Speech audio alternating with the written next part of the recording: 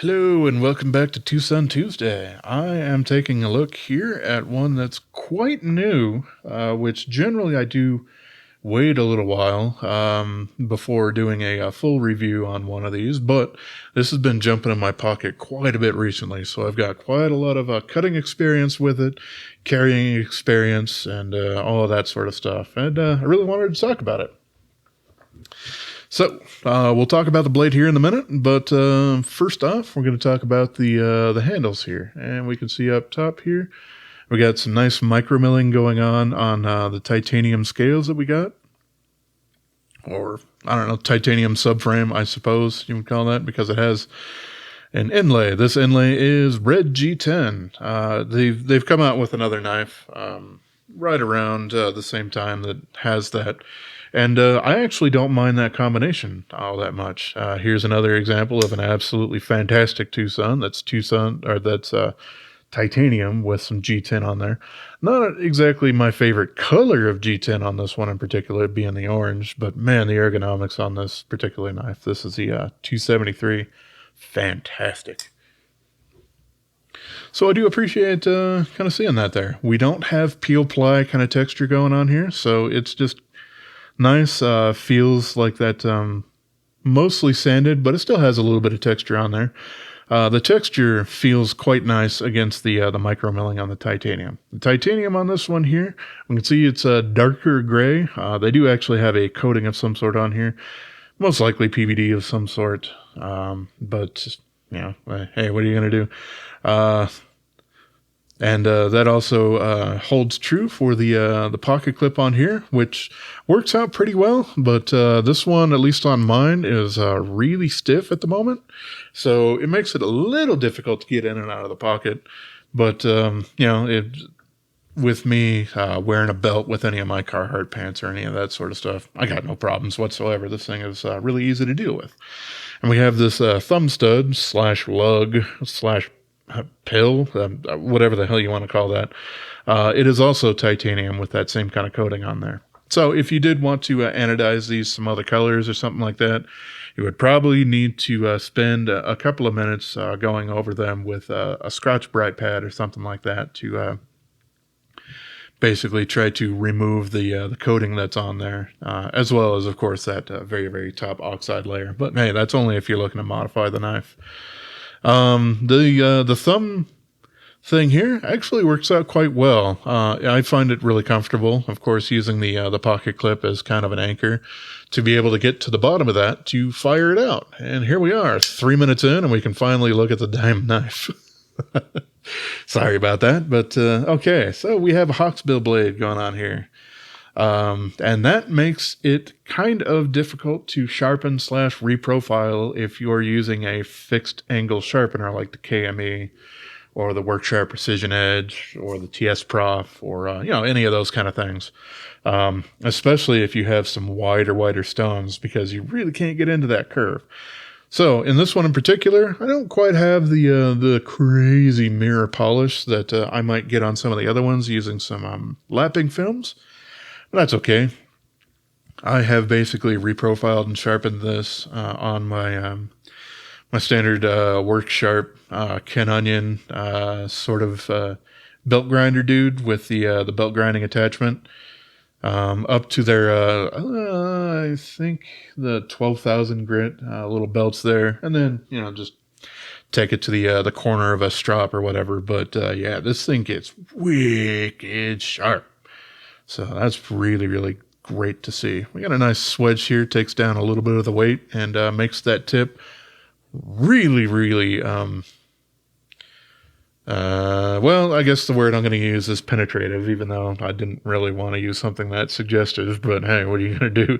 This thing for a snap cut is absolutely ridiculous with the amount of piercing power that this thing has. It's phenomenal for, you know, just going absolutely ham if you really feel like it on a box or something like that, or wood, whatever you actually might want to do with that. We do have some, a few holes going on here through the scales, and you can see the blade partially through there when it's closed. Maybe not everyone's cup of tea. I don't particularly think it's all that bad. It's not huge and all over the blade, so I don't really find it to be ostentatious. But hey, everyone has their own opinions on that. Something that I do find kind of ugly is this gigantic lanyard hole sort of thing on here. It doesn't really look like they've just drilled a hole in there. It's actually part of the back spacer here. But the way that the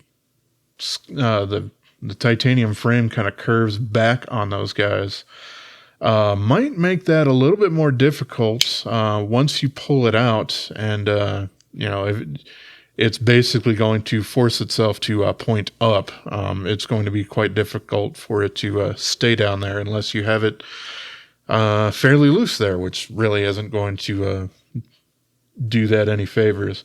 So not my favorite implementation of a lanyard hole there, but hey, I also don't use a lanyard on basically any of my knives.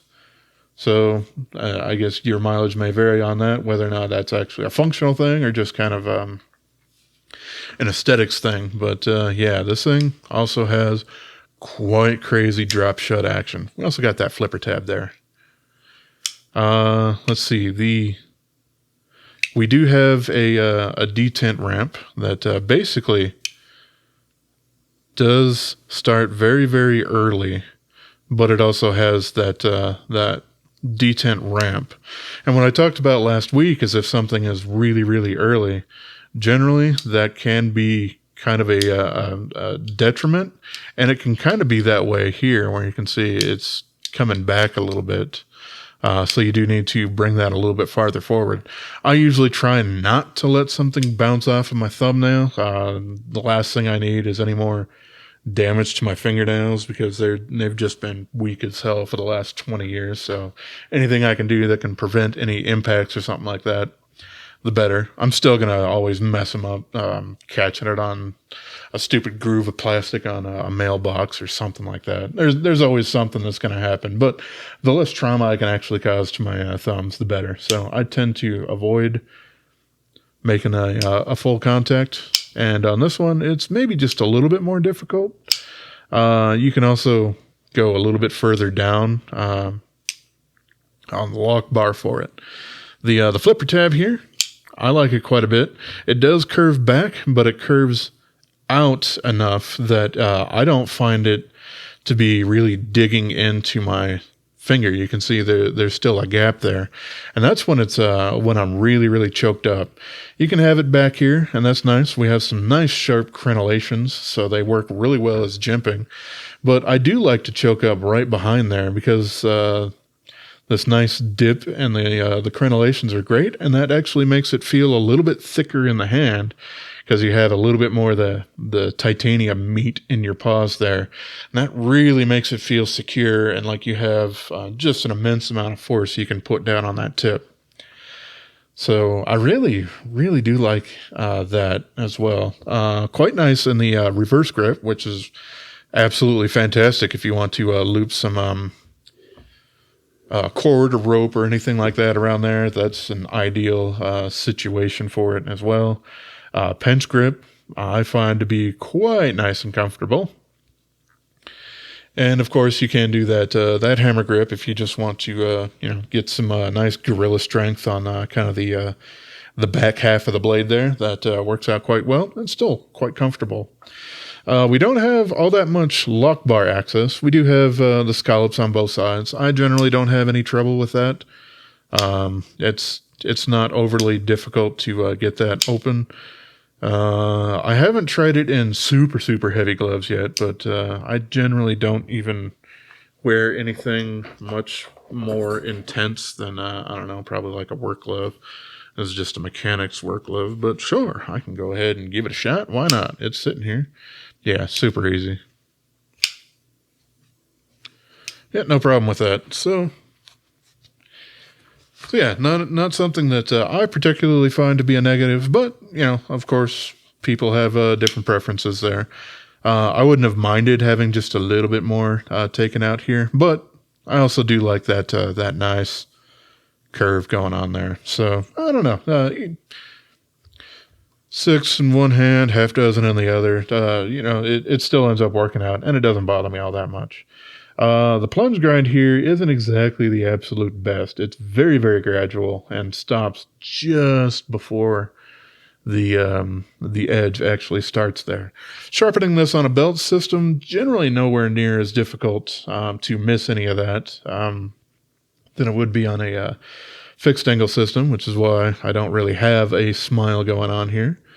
But it's also quite easy to add a bit more in there because, as we can see, that curve there is not really interfering or being part of the structural integrity when it's open or closed. So it's easy enough to modify if you need to do so or feel like you will after doing some sharpenings on it.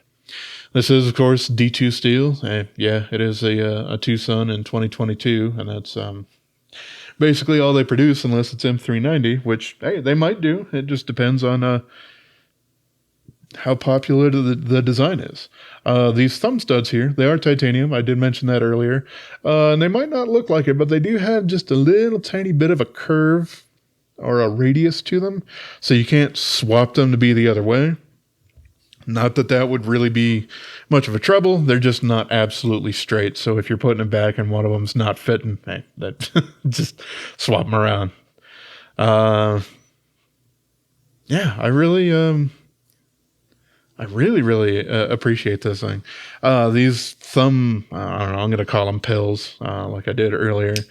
To me, don't really bother me all that much when I'm doing a lot of cutting because I'm not generally cutting in that particular direction. I'm cutting kind of out that way. So by the time I'm actually getting to an exit of a cut, it's usually on the forward 2/3 of the blade there.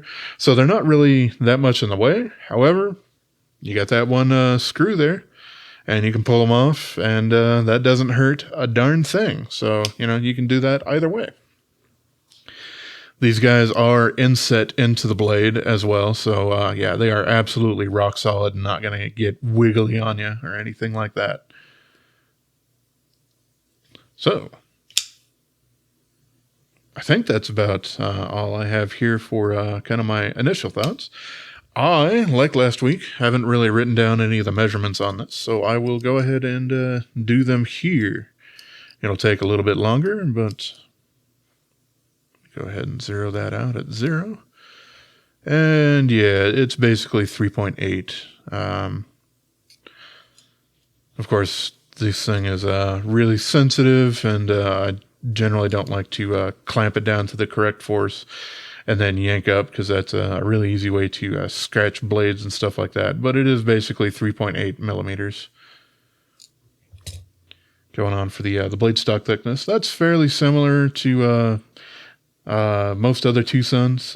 It kind of seems to be the blade thickness that they end up going for. Because this blade kind of arches away, you really don't have any troubles whatsoever with a snaggletooth or any part of the blade that's able to get you while it's closed. So super nice and safe in that particular way.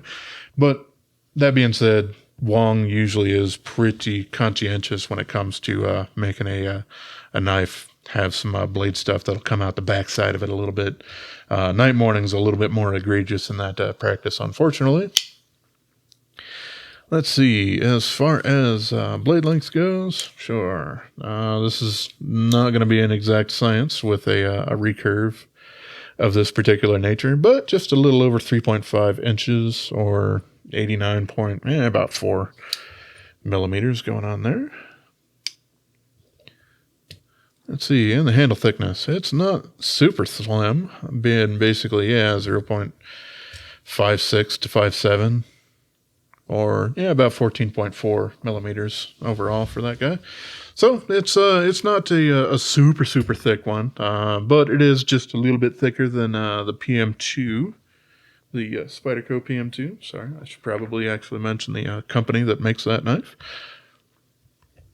And let's go for the weight. This thing is not exactly a super, super lightweight.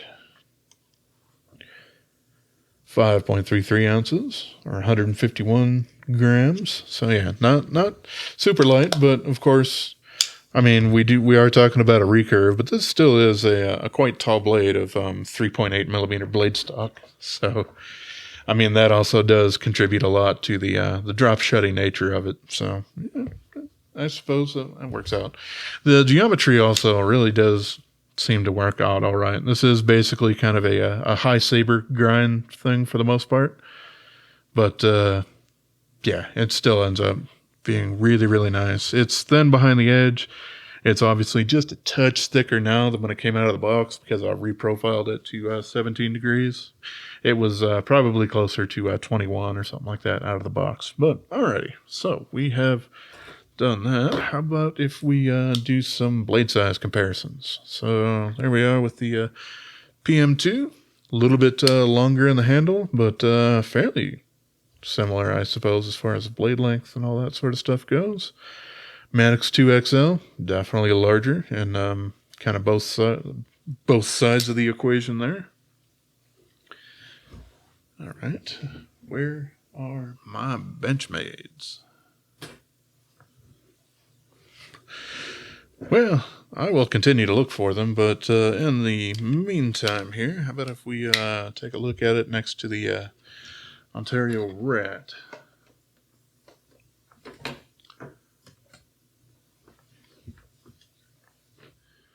All right, I'm back. I essentially put them away rather than just setting them on the side. So here they are. We got the Benchmade Bogout and the 940 here, which seems to have right around the same kind of proportions as far as lengths are concerned.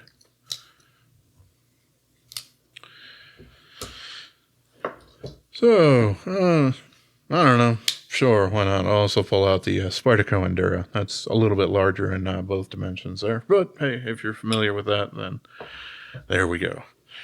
So that is going to conclude the standard review that I have going on for this night. So if that's what you came here for, then appreciate y'all for stopping by. And of course, the rest of us, we're going to take a little look deeper under the covers here.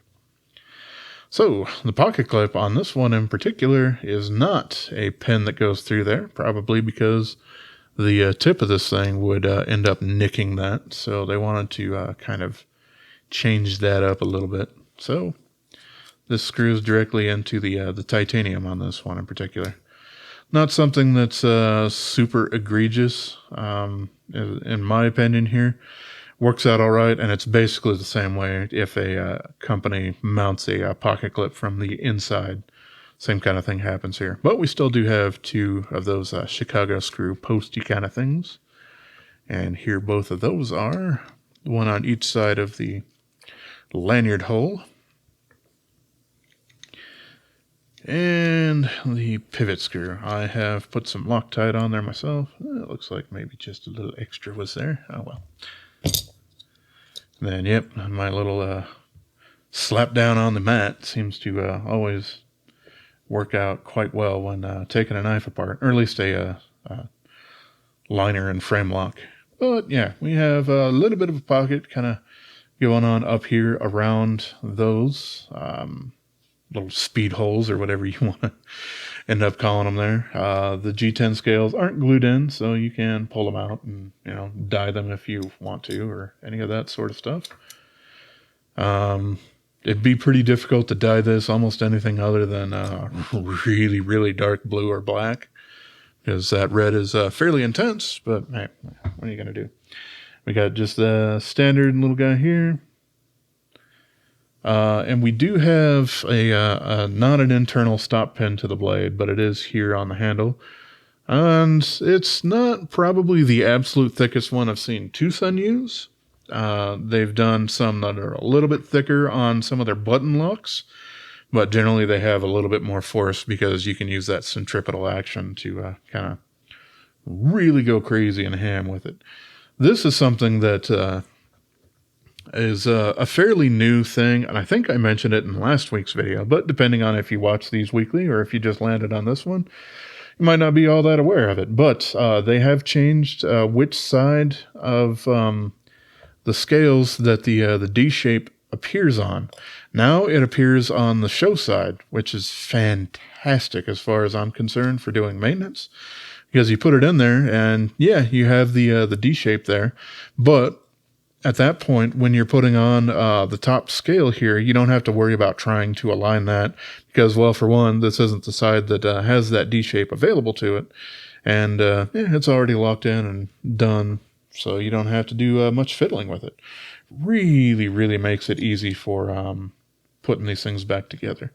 I will, of course, actually want to take the stop pin off of that side when I'm putting it back together. That way the blade doesn't over travel when I'm trying to put them all together here.